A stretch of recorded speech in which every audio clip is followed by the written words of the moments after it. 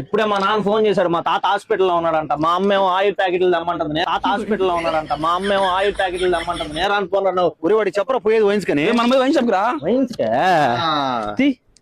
Minimum 100 పోవాలి బండి, minimum 100 పోవాలి బండి, అట్టయితేనే తీస్తా. 100 కొట్టాలి, ఇప్పుడు 100 కొట్టాలి.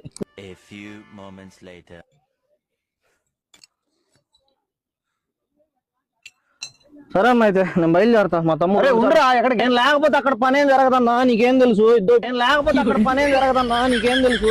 ఇప్పుడు 2 సార్లు ఫోన్ చేశాడు మా తమ్ముడు, నువ్వు 3000 ఉన్నారా, బీర్లు లేపిస్తా.